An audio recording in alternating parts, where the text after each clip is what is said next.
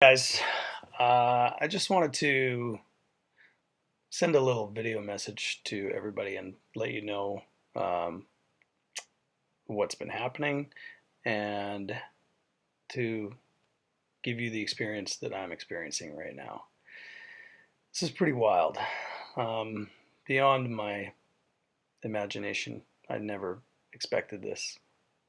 I never expected to feel like this. Um, it's pretty incredible.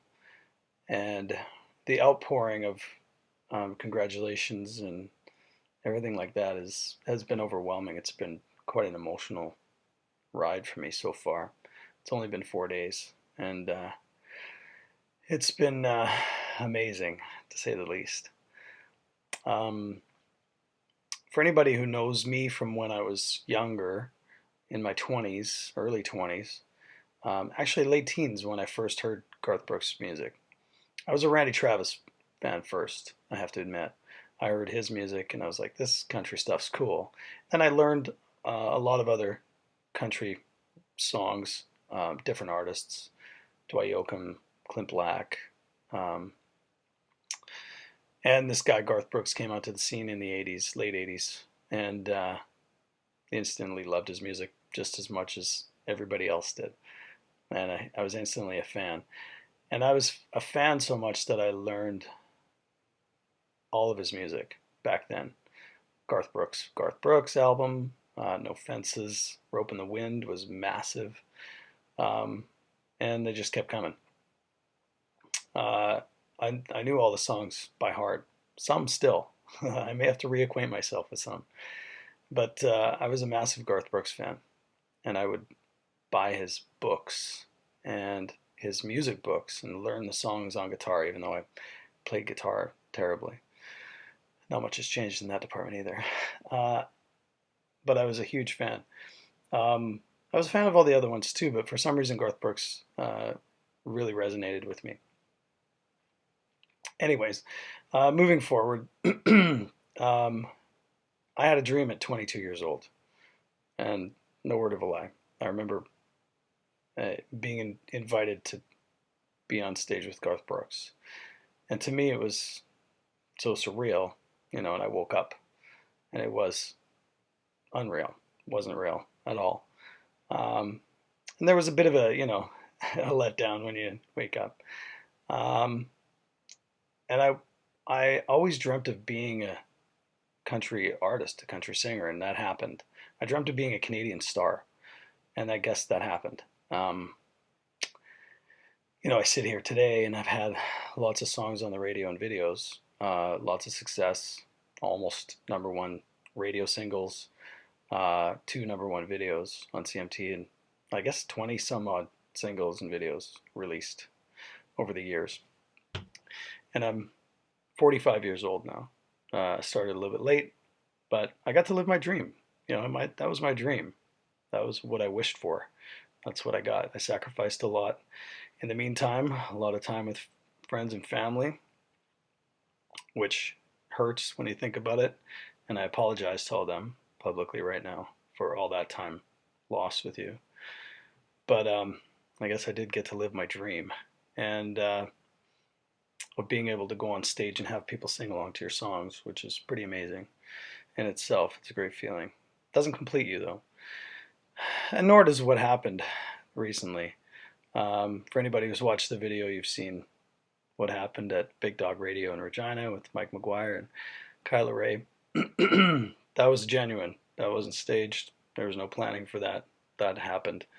And for a guy like Garth to surprise me with that it was a dream come true. That was my dream. And it's happening.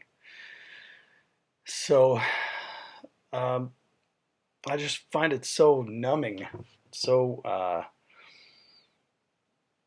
shocking that it happened. And I'm still in shock. And I was visiting with a friend today and saying that, you know, this just doesn't seem real. And as I'm talking to her, I'm like, I feel like I'm in a dream. I feel like I should be sleeping and I'm gonna wake up. It hasn't happened yet. And I hope I don't. I hope this just keeps going. It's pretty amazing. It's all working out so well. It's like serendipity is the only word I can use. I know that sounds kind of funny word, but it's true. It's it's all such perfect timing.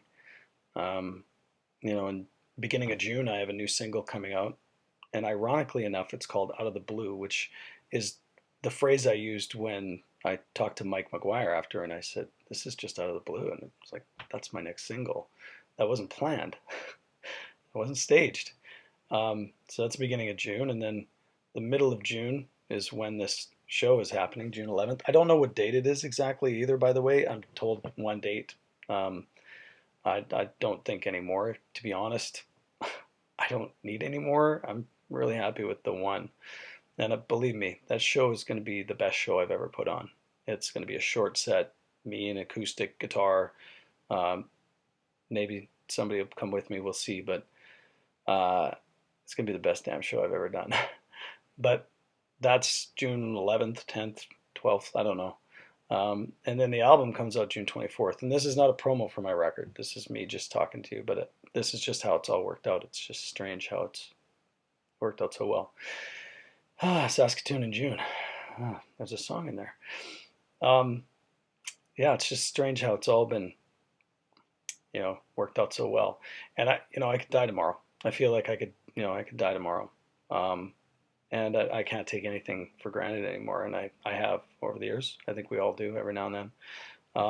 But I know that once I get off that stage after I play, I'll have lived my dream.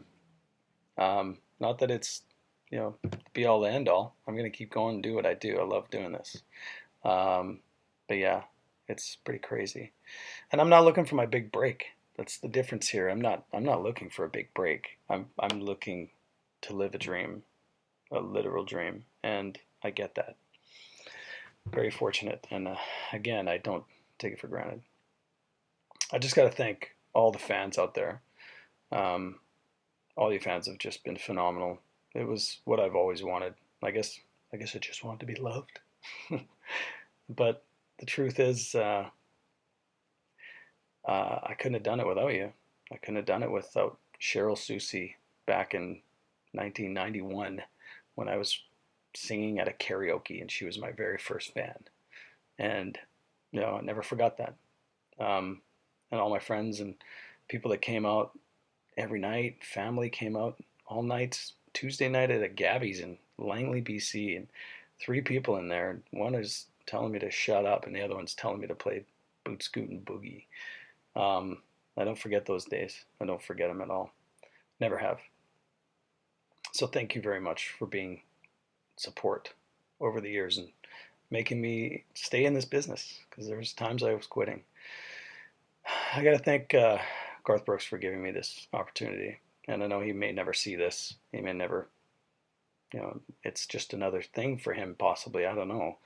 But he is a hero and he is somebody that's been my hero for a long time. And this is a real, genuine honor for me to be able to be a part of uh, his show and being asked personally from him, even though I was joking when I said, can I pass my agent's info onto you and maybe give you $50? I was also going to throw in a pair of Hold My Rear underwear, by the way.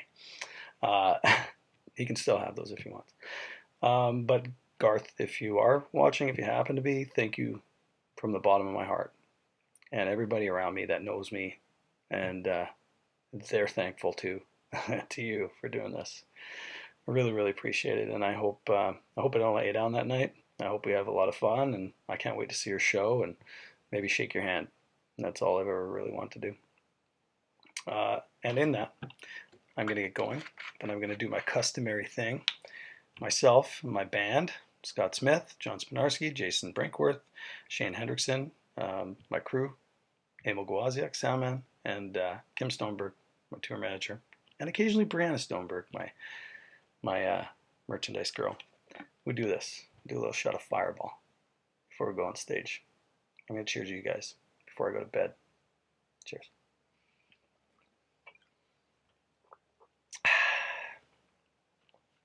It's going to be fun.